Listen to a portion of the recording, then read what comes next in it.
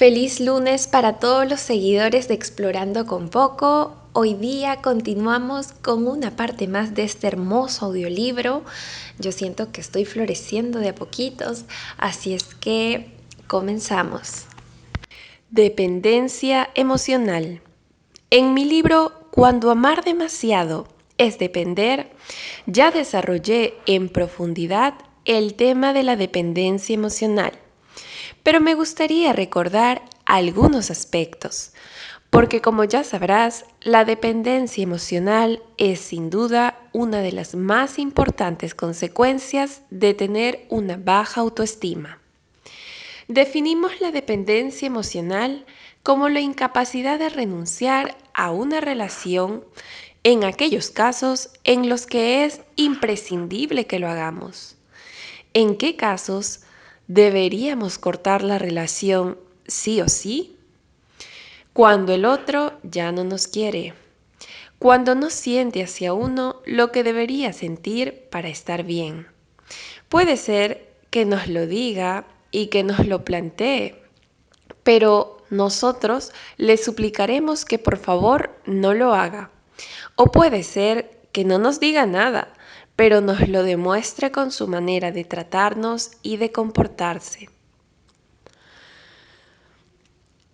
Cuando por estar a su lado no podemos sentirnos realizados, hacer lo que de verdad querríamos hacer o ser quienes somos de verdad, nos vamos perdiendo a nosotros mismos.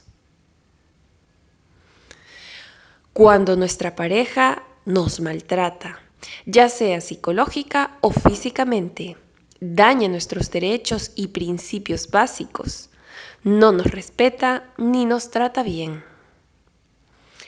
Son casos en los que tendríamos que alejarnos sin dudarlo ni un segundo, sin dar más oportunidades y sin seguir haciendo nuevos intentos para que aquello funcione. No vamos a ser felices al lado de esa persona por mucho que nos obliguemos a quedarnos y por mucho que luchemos para conseguir que algo cambie. Debido a nuestra baja autoestima, seguimos atados a personas que no encajan con lo que nosotros quisiéramos que fueran. El motivo es que al no sentirnos suficientemente importantes y valiosos, tenemos mucho miedo a quedarnos solos, a no encontrar a nadie más que quiera estar con nosotros. La otra persona no es la persona que realmente queremos a nuestro lado. Ha resultado no ser lo que buscábamos y en consecuencia no somos felices junto a ella. Si lo admitimos, si asumimos y aceptamos que junto al otro no estamos bien y somos coherentes con ello, tendremos que irnos, dejar la relación. Y eso nos conecta con unos miedos indescriptibles que nos paralizan por completo. Por ello, preferimos seguir enganchados antes que enfrentarnos a la dura realidad que imaginamos y que, por supuesto, raras veces tiene que ver con la realidad externa. Al no querernos, al no valorarnos y no reconocernos, sentimos pánico a quedarnos solos y sin pareja. Y en consecuencia nos enganchamos siempre a alguien. Si en un momento dado no podemos evitar que la relación acabe porque el otro nos deja, en muy poco tiempo ya estaremos en otra relación dándolo todo y más. En pocos días nos habremos comprometido y habremos dado pasos que solo deberíamos haber dado si lleváramos años juntos. Encadenarnos a relaciones para no quedarnos sin pareja ni un día. Es obvio que lo recomendable no es eso. Es imprescindible que tengamos claro que podemos estar solos y sentirnos a gustos y tranquilos con nosotros mismos, que no necesitamos a nadie más. Solo así podremos crear relaciones de pareja sanas y satisfactorias, eligiendo a la persona adecuada, sabiendo que la elegimos, pero que para nada la necesitamos. Únicamente cuando sintamos eso podremos mantener la cordura y el raciocinio en la relación y sabremos con certeza cuáles son las situaciones que jamás debemos tolerar o permitir, las cuales, de suceder, han de suponer el fin inmediato de la relación, sin darles más vueltas. Hay cosas que jamás deben ser toleradas por nadie y que si ocurren una sola vez ya es demasiado. Las segundas, o peor aún, las terceras, cuarta o incluso quintas y sextas oportunidades no tienen ningún sentido cuando se ha vulnerado nuestros principios básicos o cuando han pisado nuestra dignidad. Y el problema es que el miedo a perder al otro y tener que enfrentarnos a nuestra soledad nos deja anulados porque lo vemos como algo muy grave. Al final, se trata simplemente de darnos la oportunidad de estar solos. Debemos aprender a estar solos, enfrentándonos a nuestra soledad. Nos daremos cuenta de que en realidad ella es nuestra amiga y que no es mala. Antes, al contrario, ella nos muestra hasta dónde podemos llegar mientras caminamos agarrados de nuestra propia mano.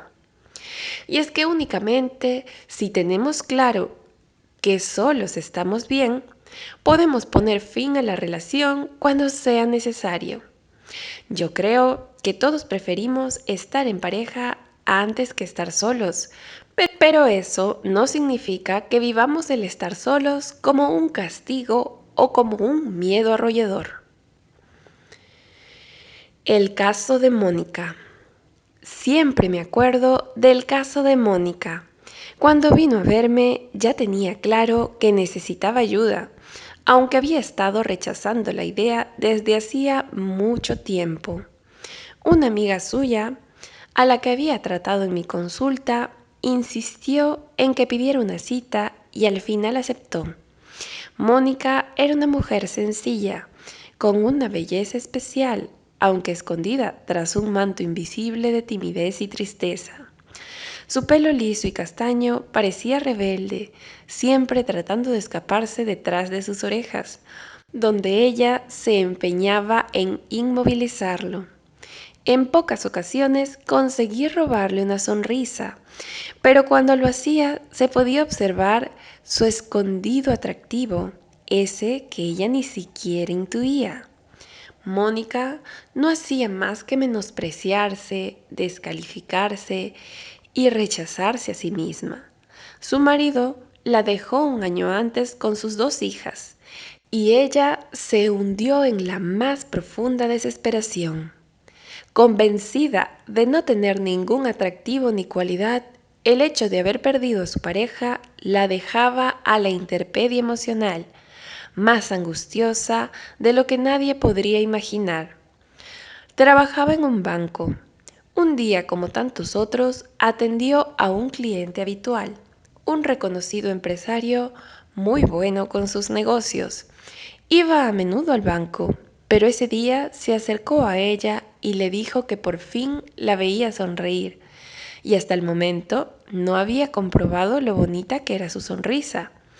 Ella se emocionó enseguida con ese comentario y empezó a fantasear con la idea de que a lo mejor él estaba intentando conquistarla.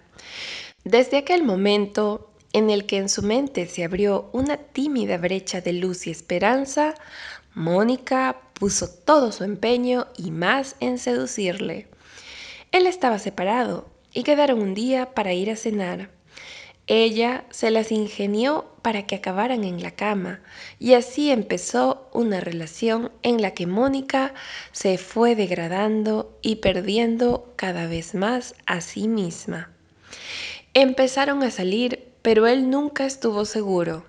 Mónica se lo puso tan fácil que él simplemente se dejó llevar, pero sin plantearse si aquello era realmente lo que quería. De hecho, se lo dijo en varias ocasiones, pero ella no quería ni oír hablar de aquello. Le decía que con el tiempo lo iría viendo claro, Cada vez que él intentaba alejarse, debido a que ella por sus miedos le ahogaba porque siempre quería estar con él, ella hacía lo necesario para que él se echara atrás. Normalmente intentaba seducirlo con el sexo. Sin embargo, nunca acababa de sentir que él estuviera enamorado, ni mucho menos que la quisiera.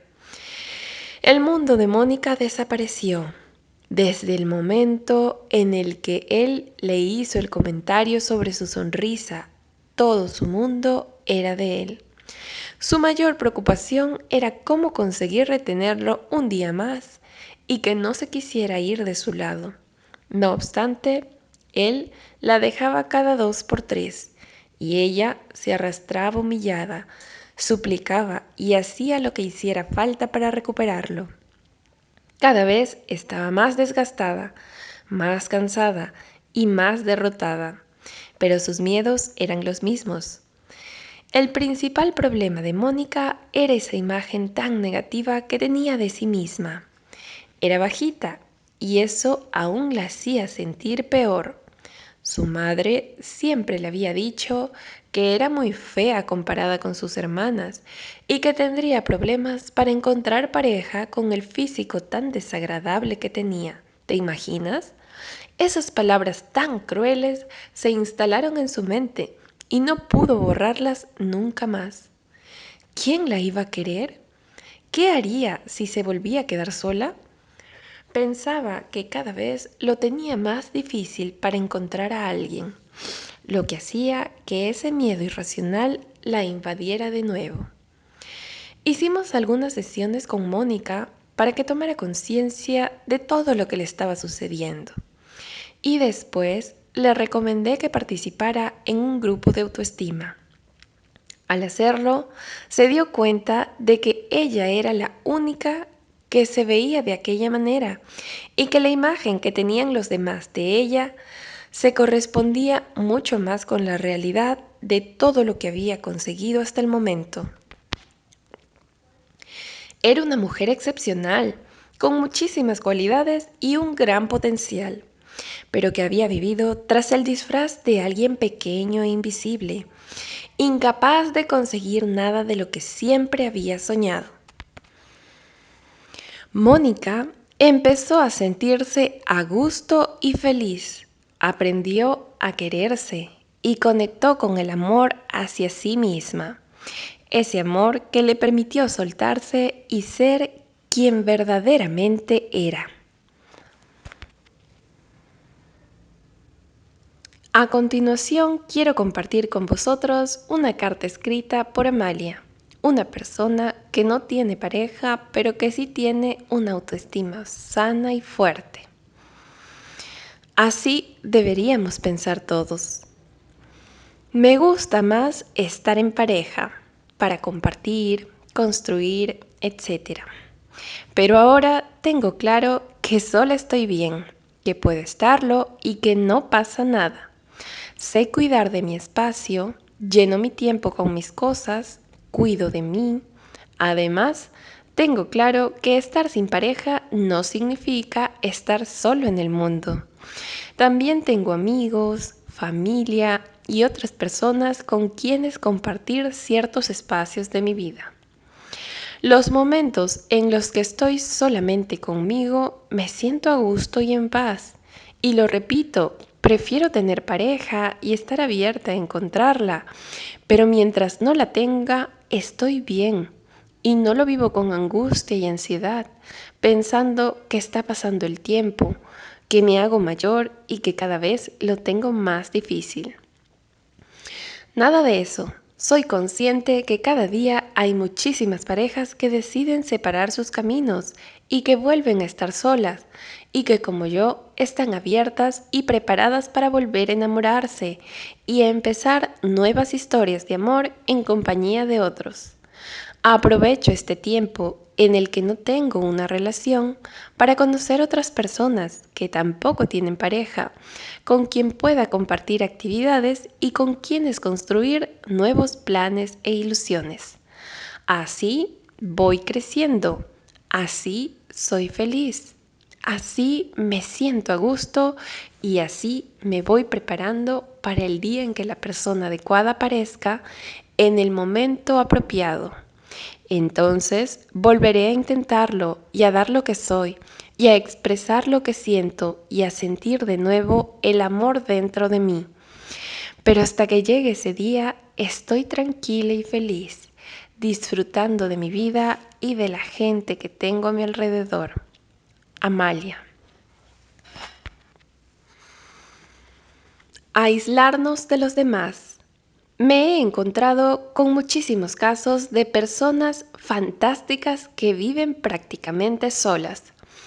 Acostumbran a ser personas reflexivas, inteligentes y conscientes que han realizado mucho trabajo interior, a menudo por sí mismas, a través de lecturas, videos, cursos a distancia, pero por mucho que tengan claro por qué les sucede lo que les sucede, no encuentran herramientas para cambiarlo.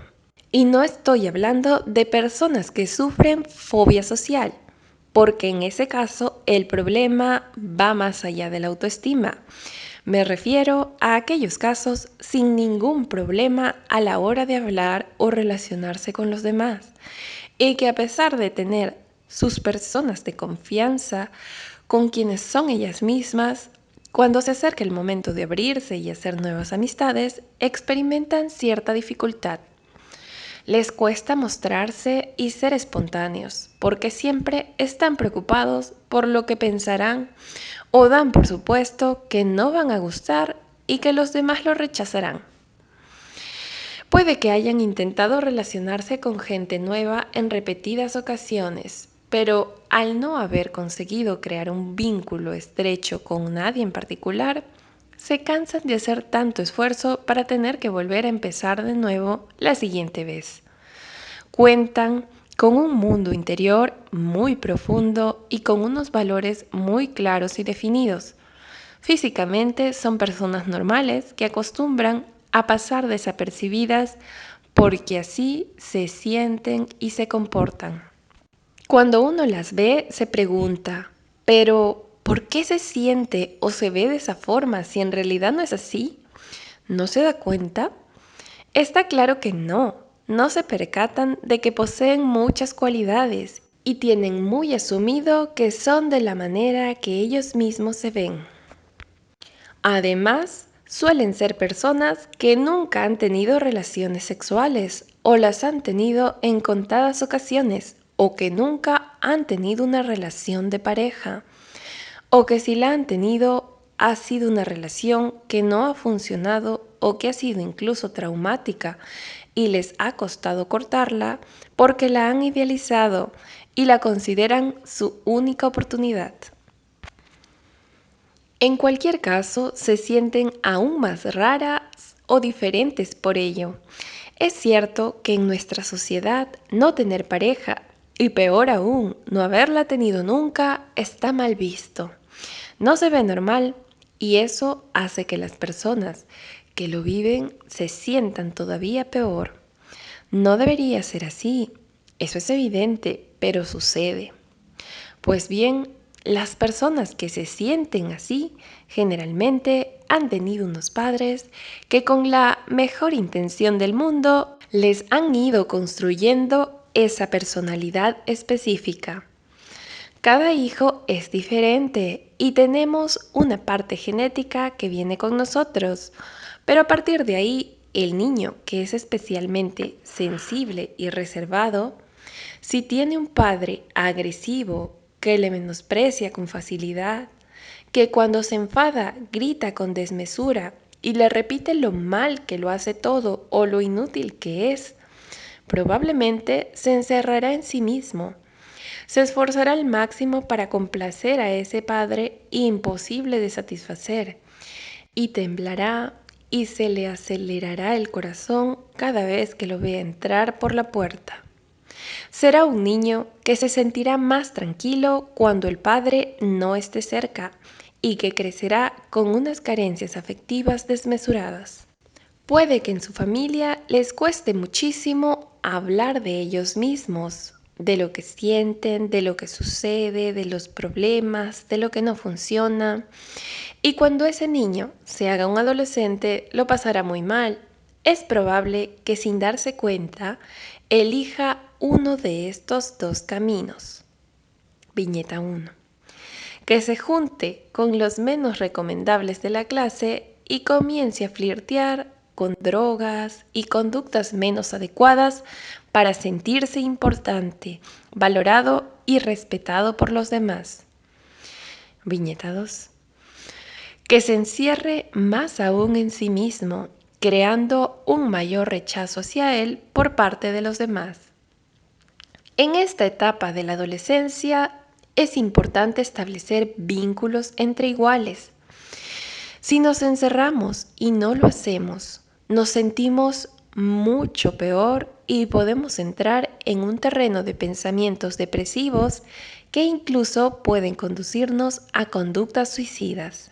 Se trata de adolescentes que no tienen a nadie con quien se sientan cómodos de verdad, que les dé la seguridad y la confianza para abrirse y expresar lo que lleven dentro sin miedo. De ahí que cuando se convierten en adultos, y aunque tengan que relacionarse con otras personas por obligaciones laborales, nunca llegan a establecer vínculos profundos con ninguna de ellas. Sienten que en nadie les da la confianza suficiente y se mantienen distanciados como una forma de protegerse o para que no les hagan daño. No en vano, a eso es a lo que están acostumbrados.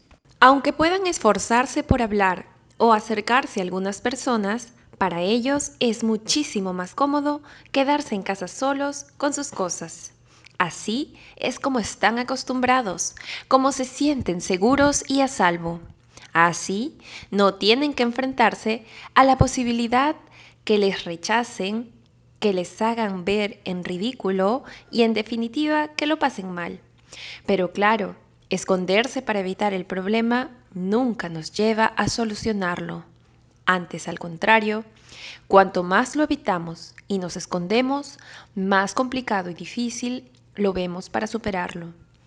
Es importante salir de nuestra zona de confort para que podamos ir superando límites y barreras que nos hemos puesto nosotros mismos. Aún así, como te comentaba antes, son personas que se han documentado y que a pesar de que les cueste mucho dar ese paso, si finalmente acuden a la consulta, tienen bastante claro lo que les ocurre y por qué. Saben de dónde proceden sus traumas o dificultades, lo entienden, pero desgraciadamente entenderlo no basta para cambiarlo. Hay que modificar muchas creencias que tienen instaladas en su mente, que le están limitando, bloqueando e impidiendo que avancen. Deben atravesar esas barreras que ellos mismos se han impuesto sin querer. Deben aprender a quererse. Deben darse cuenta de lo valiosos que son, de las cualidades que tienen y de que hay muchísimas personas que estarían interesadas en lo que tienen por compartir. Como digo, aunque les cueste mucho, si un día se arman de valor y piden ayuda terapéutica, ya tienen el 50% del camino andado. Agresividad. Los comportamientos agresivos también son una clara señal de baja autoestima. Las víctimas son las parejas o los hijos, porque son quienes sufren y tienen que soportar esa agresividad puntual o habitual. En algunos casos muy poco frecuentes, las personas agresivas se dan cuenta de que su conducta no es adecuada y piden ayuda para aprender a cambiarla. Te voy a hablar del caso de Pedro, porque ha sido un caso muy especial y entrañable a quien me encantó poder ayudar. El caso de Pedro. Pedro tenía 40 años, funcionario de Hacienda, tenía un buen sueldo y era una persona sensible e inteligente. Un día empezó a salir con Clara. Ella era una chica preciosa, dulce, inteligente, empática, emprendedora y con una buena autoestima. Se había separado hacía un año y tenía un hijo de 5. A los pocos meses de estar juntos, como vivían en ciudades diferentes, decidieron vivir juntos en la casa que tenía Pedro en Barcelona. Ella pidió un traslado en el banco en el que él trabajaba y se subió al tren con su pequeño. Al poco tiempo ya había rehecho su vida en aquella nueva ciudad, pero también al poco tiempo empezó a sorprenderse con ciertas conductas de Pedro. Se dio cuenta de que a veces, cuando debía hablar con el padre de su hijo, con quien mantenía una muy buena relación, Pedro se ponía furioso, empezaba a enfadarse y a enfurecerse hasta acabar tirando objetos en el suelo, mientras gritaba que no entendía por qué tenía que hablar tanto con él. Otras veces estaban muy bien y de repente, si ella no estaba de acuerdo con alguna cosa que él proponía, él reaccionaba de la misma manera, con agresividad y gritos. Era como si se transformara en otro ser. Clara no entendía nada, no lograba comprender qué era lo que le ocurría y por qué pasaba de ser dulce, cariñoso y comprensivo a ser aquel individuo colérico, distante y que empezaba a darle miedo. Un día estaban en el sofá viendo una película, medio dormidos, y por algún motivo él se enfadó y le pegó. Da igual si fue sin querer o queriendo, la cuestión es que aquello para Clara fue la gota que colmó el vaso. Ya no hubo más que hablar, y con todo su dolor le dijo que se iba, que ya no quería continuar más a su lado. Le confesó que lo quería, pero que no está dispuesta a soportar más aquello, y mucho menos que su hijo aprendiera e imitara en un futuro su comportamiento. Y fue allí cuando Pedro despertó. De repente se hundió en su mundo y empezó a verse a sí mismo tal como era. Tomó conciencia de que aquellas conductas eran completamente tóxicas para cualquiera y que no quería seguir así. Contactó conmigo porque había leído mi libro Cuando amar demasiado es depender y se daba cuenta de que él era tóxico en su relación y quería cambiar aquello como fuera. Sabía que probablemente ya no habría marcha atrás con la decisión de Clara, pero quería cambiar. Aunque él no lo expresó nunca, yo sé que en gran parte decidió someterse a psicoterapia por si Clara veía aquello como un gesto de querer cambiar y no se iba. Pero también vi en él unas ganas sinceras de soltar toda la rabia que llevaba dentro, que se esforzaba en controlar, pero que a veces no podía y se le escapaba. Veía en sus ojos su niño interior herido y que había sufrido muchísimo y tenía muchas ganas de ayudarlo para que se encontrara con él y empezar a cuidarlo como se merecía. Ese niño siempre había estado allí.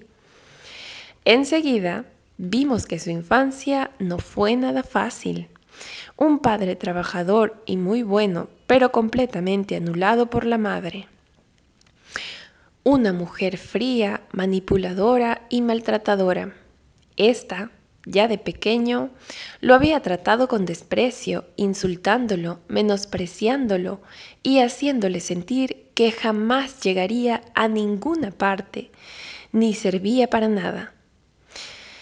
Echaba por el suelo todo lo que Pedro hacía, quitándole mérito o expresando un profundo rechazo. Cuando las cosas no iban como ella quería, insultaba a todo el mundo y empezaba a romper cosas. Igual que hacía su hijo cuando esos arrebatos se apoderaban de él. Pedro cayó en la cuenta de que en esos momentos de ira desatada se transformaba en su madre.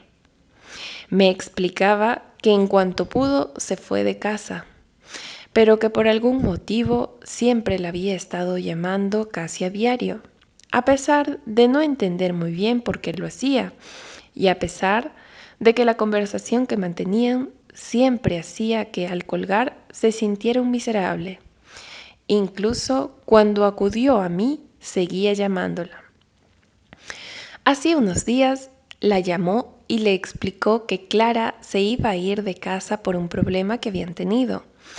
Aunque no tuviera mucho sentido, pero era como ese niño que un día fue y que seguía buscando el apoyo y la comprensión y el reconocimiento de su mamá.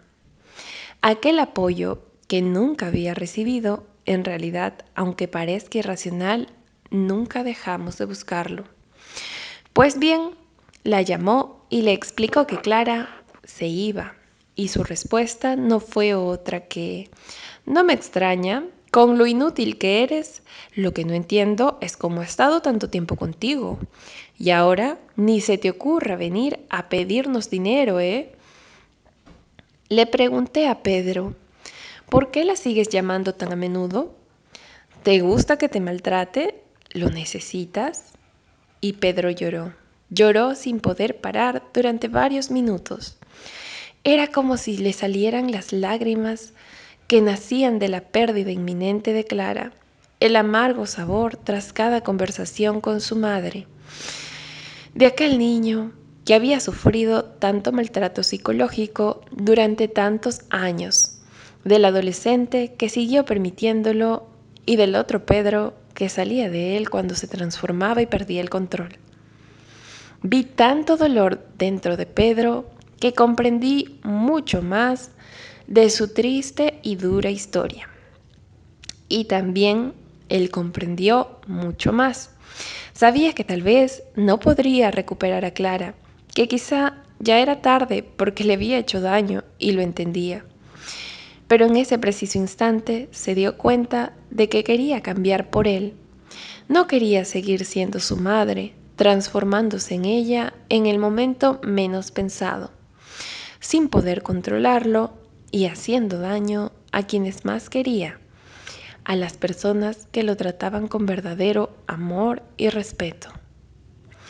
Pedro cambió, tomó el control de sus emociones y aprendió a ser él quien las manejara de la manera más adecuada en cada situación. Se alejó de su madre y consiguió contactar con ella solamente los días que deseaba de verdad, teniendo claro lo que iba a encontrarse. Era evidente que la madre no iba a cambiar y eso debía tenerlo asumido. De nada sirve, en esos casos, intentar que ella vea que así no va bien, que no puede maltratar a los demás de ese modo. Ella no era consciente ni tenía ningún interés a esas alturas de cambiar nada. Es mejor asumirlo, aceptar que el otro es así y ser nosotros quienes ponemos los límites necesarios y adecuados para protegernos. Debo decir que me gustó especialmente el caso de Pedro, porque es muy poco frecuente. Normalmente, las personas que se comportan así se identifican tanto con esas conductas agresivas y las tienen tan incorporadas que las ven normales y justificadas. Por ello, no están dispuestos a hacer nada para cambiarlas. Aunque puede que en algunos momentos, cuando ven que van a perder al otro, le prometan que van a cambiar y que no lo van a hacer más y que bla bla bla. Solo hay que observar qué es lo que hacen a posteriori por sí mismos para conseguir ese cambio. Podemos resumirlo en una sola y triste palabra: nada. Debemos tener muy claro y asumido que nadie cambia por el simple hecho de decir que va a cambiar. Si queremos cambiar conductas que están arraigadas en nosotros y que nacen de nuestro interior, sin que ni siquiera nos demos cuenta ni podamos controlarlo, necesitamos herramientas. Solo podemos conseguirlo si hacemos un proceso terapéutico de crecimiento personal y que nos ayude a comprender de dónde viene todo ese dolor y que nos proporcione la ayuda necesaria para transformarlo. Toda persona que esté al lado de otra que no la trata bien, por mucho que sienta que la quiere, tiene tres opciones: Si el agresivo dice que no tiene ningún problema o incluso justifica su agresividad y su maltrato culpando al otro de ser quien lo provoca, no hay nada que hacer. Hay que irse de inmediato. Siguiente viñeta. Si el agresivo dice que se da cuenta de todo, ya que ve que no puede seguir así y que no lo volverá a hacer más, a pesar de haberlo hecho siempre desde que lo conocemos, pero a efectos prácticos lo observamos y lo único que hace es esforzarse un poco en controlarse los días posteriores al último suceso dramático. En este caso, os aseguro que no deberíamos engañarnos ni un poquito. No va a cambiar. Como te decía antes, uno no cambia una manera de actuar o unas reacciones que están incorporadas en nuestro cerebro desde que éramos niños por el simple hecho de decir que va a cambiarlas. Lo siento, pero no es suficiente. A la que baje la guardia, se relaje y vuelva a ser el mismo, volverá a reaccionar exactamente del mismo modo, porque no tiene herramientas para evitarlo. Si queremos seguir allí, junto a él, a pesar de todo, somos libres de hacerlo. Pero por lo menos que no nos engañemos diciendo que ahora va a cambiar, porque se ha dado cuenta y lo ha prometido. Si sus promesas no van acompañadas de hechos, pedir ayuda terapéutica, estas son más que palabras y en eso se van a quedar. Si el agresivo se da cuenta de lo que sucede, toca fondo y siente la verdadera necesidad de cambiar aquello porque no quiere hacer más daño a las personas que ama, pedirá ayuda. Estará dispuesto a hacer lo que haga falta para conseguir ese cambio en él y lo hará primero por él y después por los demás. Es básico que uno lo haga por sí mismo, porque también sufre viendo las consecuencias de sus actos. Si esa persona pide ayuda y empieza un proceso de crecimiento personal, es muy probable, sí, que consiga cambiar. En estos casos es la única manera en la que el cambio es posible. Este fue el caso de Pedro, que consiguió cambiar. Es cierto que se trata de un caso poco frecuente, pero por suerte, alguno hay. Maltrato psicológico físico. Supongo que a estas alturas del libro ya imaginas que las personas maltratadoras son personas que en su infancia han sufrido maltrato de algún tipo, en mayor o menor grado. No tratan a los demás porque sí, de esa manera. Aparte de aquellos casos más graves en los que se precisa ingreso en prisión, están aquellos a los que yo llamo maltratadores cotidianos. Son aquellos que poco a poco, sin que nos demos cuenta, nos manipulan y nos hacen sentir cada vez más pequeños, menos valiosos y menos capaces. A través de ir minando y destruyendo nuestra autoestima, ellos fortalecen falsamente la suya.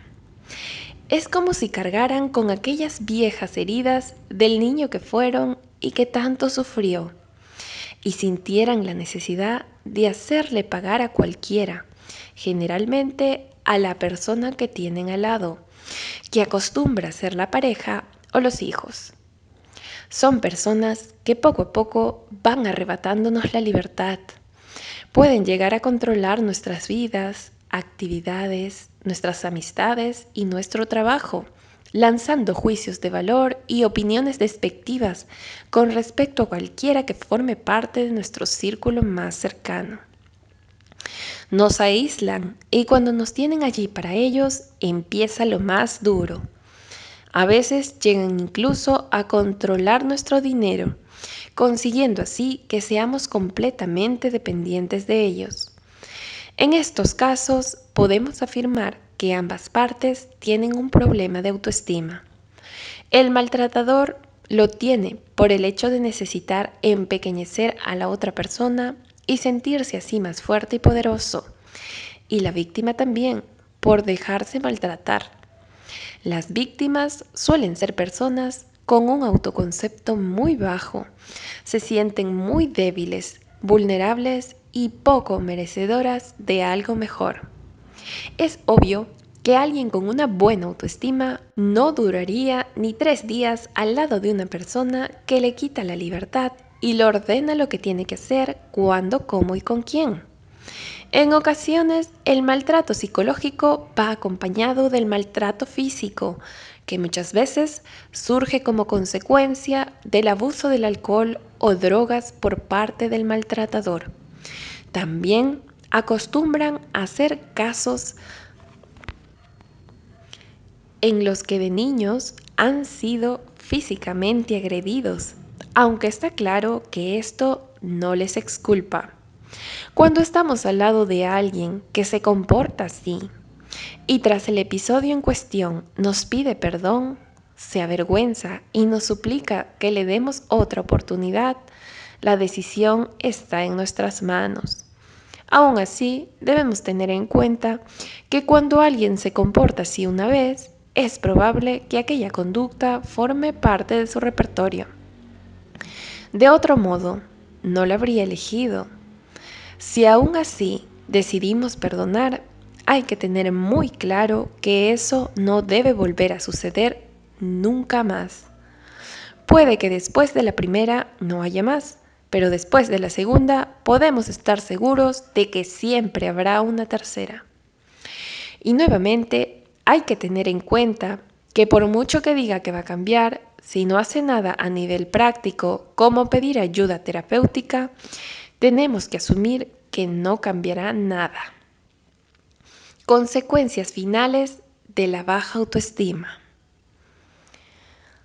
Todos estos casos son ejemplos que nos permiten ver de qué manera repercute en nosotros tener una autoestima demasiado débil.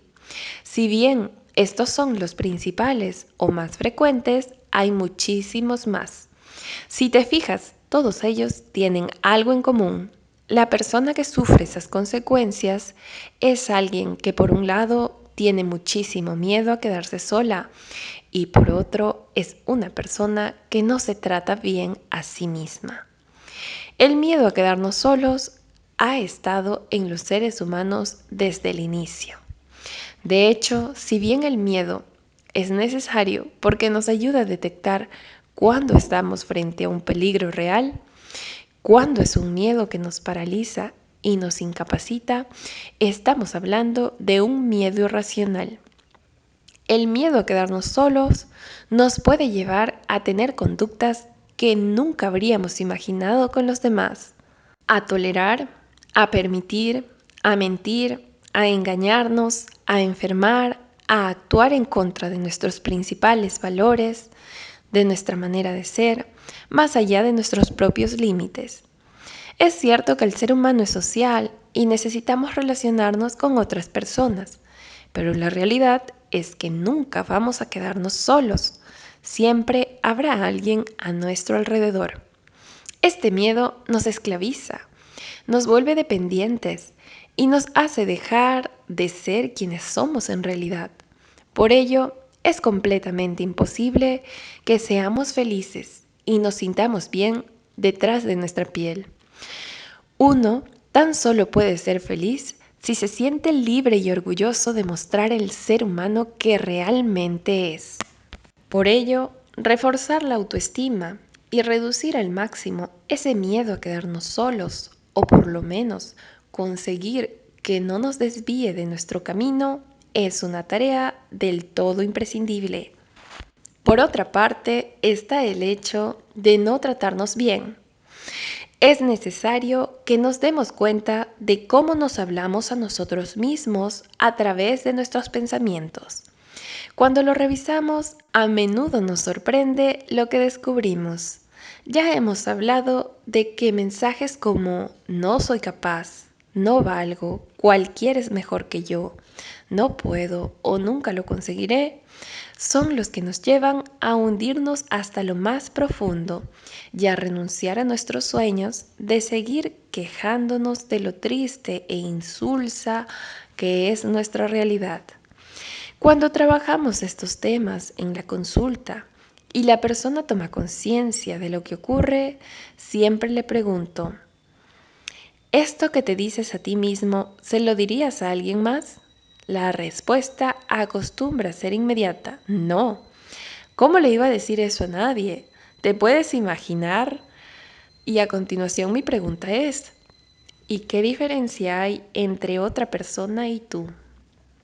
¿Por qué no se lo dirías a nadie y en cambio a ti sí? Parece que al pensar en los demás lo tienes muy claro. No entiendo qué diferencia hay cuando se trata de ti. Se quedan pensando y se sorprenden al ver que en realidad no hay ninguna diferencia. Y a continuación, mi pregunta es, decirte estas cosas es tratarte mal, ¿verdad? ¿Te das cuenta de cómo te maltratas? ¿Cómo se sentiría esa persona a quien tratamos de esa forma? Si verbalizáramos ese tipo de mensajes descalificadores y extremadamente negativos, no creo que nadie se sintiera bien o fuera capaz de no darle importancia. La tiene y para todo el mundo.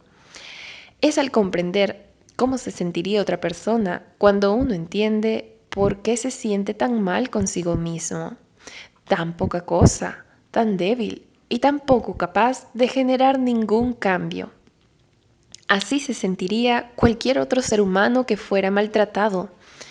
Así nos sentimos nosotros al maltratarnos con esos mensajes.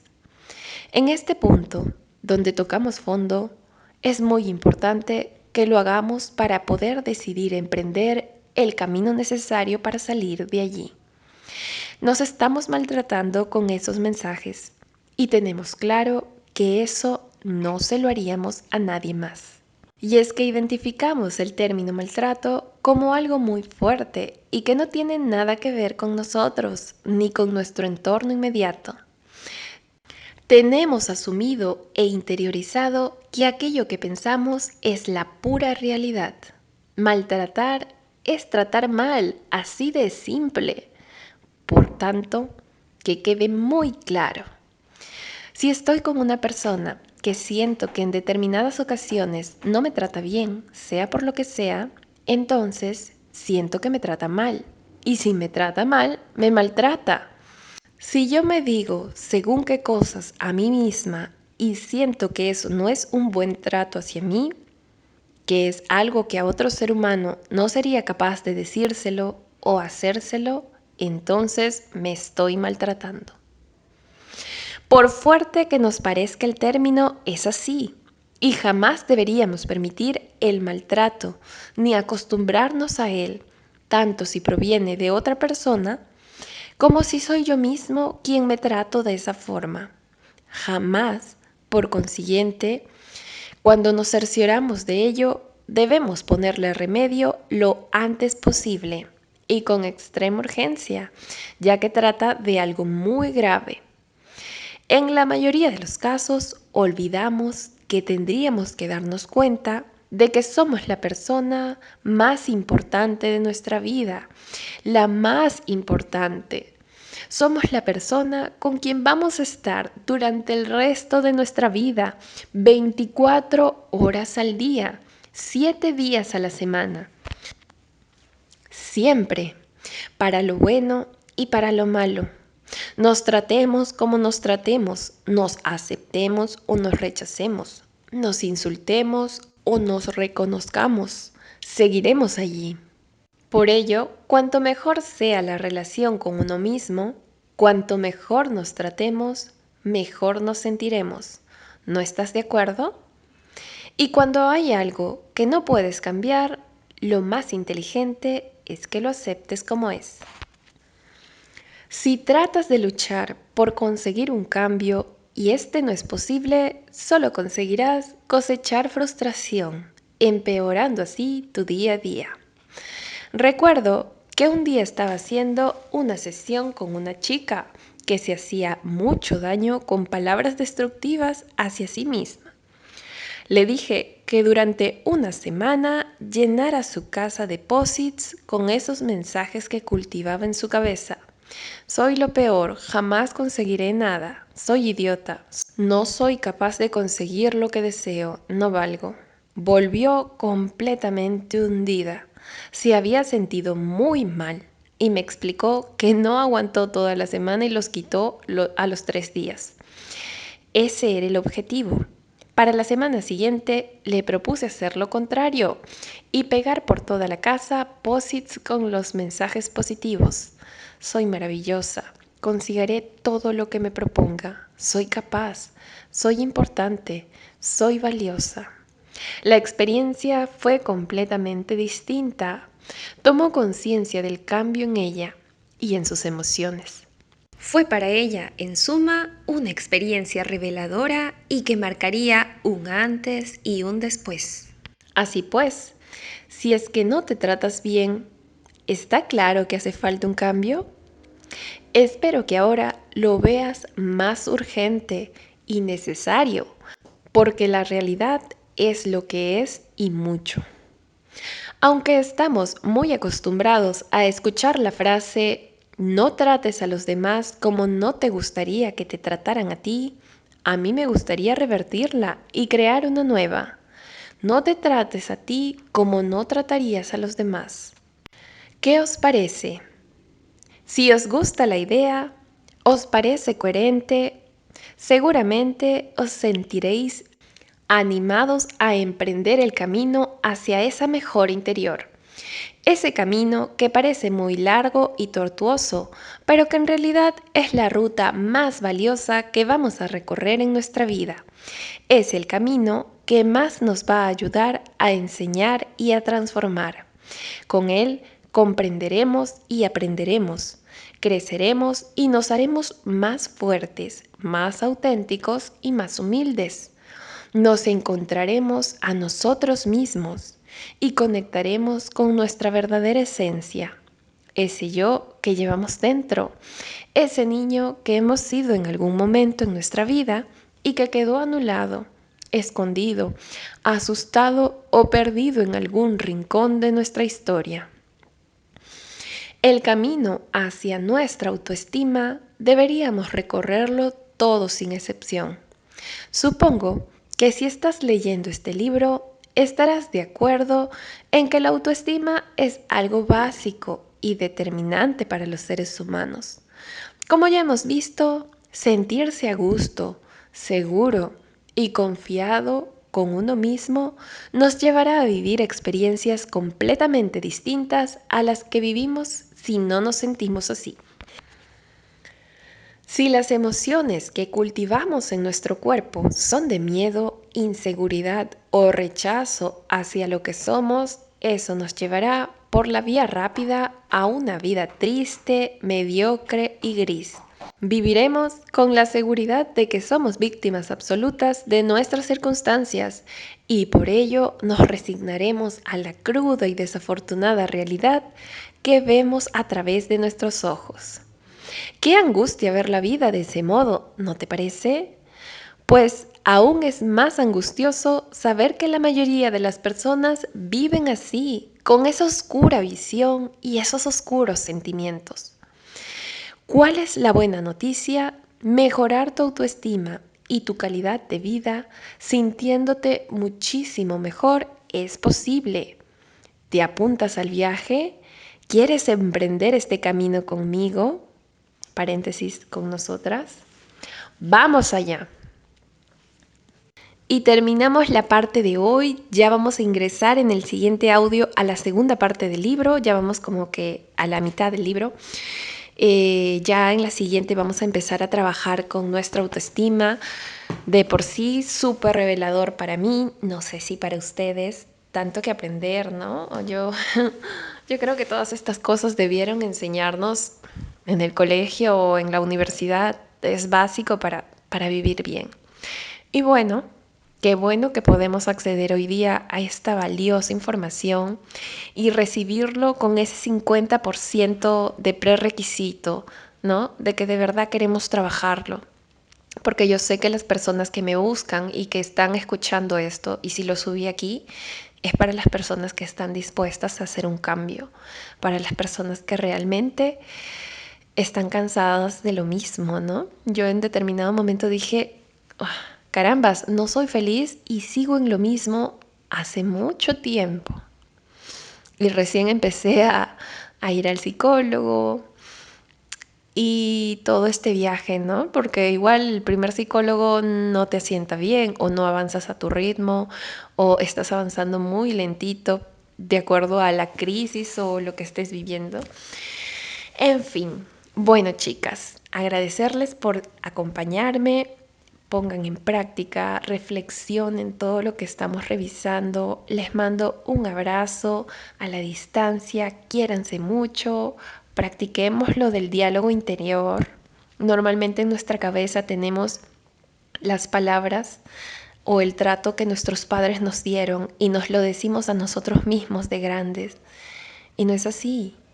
Yo hace un tiempo que ya renuncié al cambio de que mi mamá sea como yo quiero o de que me trate como yo espero, de que me entienda lo que no puede entender. Lo acepté, pero no con resignación, sino para yo ser esa mamá que necesito, para yo ser esa mejor amiga que necesito. Y me hablo y me consiento y poco a poco cada día me conozco más, me quiero más y soy esa persona que me va a acompañar el resto de mi vida, ¿no? Cuando yo me miré a mí misma al espejo, luego de pasar mi parte oscura, mis errores y todas esas cosas malas y los errores que cargaba y las culpas que cargaba en mi espalda, me di cuenta que soy una persona maravillosa, una persona que busca ser mejor siempre, pero claro, ese cambio que buscamos siempre tiene que ser desde la aceptación de uno mismo. Desde ese amor que nos tenemos, cambiamos. Y bueno, sin más me despido, nos vemos mañana para la siguiente parte. Cariños.